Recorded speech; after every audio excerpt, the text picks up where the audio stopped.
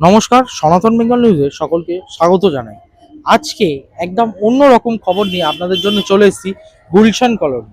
Gulshan colony অবস্থিত কলকাতার বাইপাসের পিছনেই বিষয়।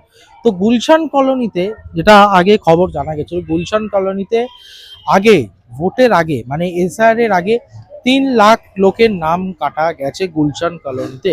তো 3 লাখ লোকের নাম কাটা যাওয়ার পর এখন যেটা গুলশান কলোনির অবস্থা ফাঁকা, মানে এই জায়গাটা বিফোর এসআইআর হওয়ার আগে কিন্তু এইসব জায়গা মানে প্রচুর ভিড় থাকতো, প্রচুর ক্রাউড থাকতো, মানে প্রচুর লোক দেখা যেত। এখন এখন যেটা ছড়াচ্ছে মানে যেটা রোড ছিল যে 3 লাখ ভোটারের নাকি এখানে নাম কাটা গেছে गुलशन कॉलोनी। 3 लाख परफेक्ट नहीं, लेकिन हाँ यहाँ वोट बहुत सारा वोट जो है कट गया।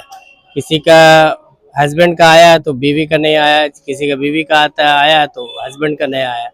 यहाँ पर एक आदमी बेचता है कब, उसका जो है बीवी का आया, हस्बैंड का नहीं आया। इस तरह से बहुत सारा वोट जो है कटा है। তো এখানে তো আগে তো প্রচুর মানে ক্রাউড থাকতো, हाँ बढ़िया था। মানে আগে প্রচুর লোক দেখা যেত, এই দেখা যেত। এটা কি এসআর এর পর কি মনে হচ্ছে আপনার কমে গেছে? हाँ ये सब वोटिंग के बाद में कमा। ভোটিং এর পরে তার মানে बाद में यहाँ का কমে গেছে, মানে এসআর এর হওয়ার পর কিন্তু কমে গেছে। हाँ অনেক অনেক কমে গেছে। মানে লোক সংখ্যা অনেক তো ভালো। অনেক সংখ্যা আছে, অনেক সংখ্যা আছে। কখন কি হবে কোনো কেউ বলতে পারে না, কখন কি হয়ে যাবে। ভয় থেকে কেউ বের হচ্ছে না, বাইরে যাচ্ছে না। আমি মাল আনতে যাচ্ছি না। মানে ভয়টা ঠিক কিসের আমি বুঝলাম। ভয় কখন কি হবে, কখন কি করবে সরকারটা, কি করবে না করবে। অসংখ্য ধন্যবাদ, মনে আশঙ্কা আছে সবাই। অসংখ্য ধন্যবাদ। मुसलमान है तो मुसलमान का जैसा बोल रहा है, ये गलत।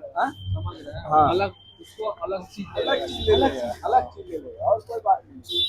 तो आप लोग काम कर रहे हैं, वोट आने वाला है, इसमें बोलिएगा तो अलग चीज ले लेगा और कोई बात नहीं। এখানে ইতিমধ্যে একজন শুধুমাত্র সাহস করে কথা বলার সাহস পেয়েছে। আমরা এখানে চারিপাশটা ঘুরে দেখলাম, দোকানপাট বন্ধ। এসআর এর পর দিয়ে কিন্তু এখানে লোক সংখ্যা একদম নেই বললেই চলে, মানে লোকজন সব উধাও। এটাই হচ্ছে ব্যাপার, ওনার যেটা বক্তব্য ছিল।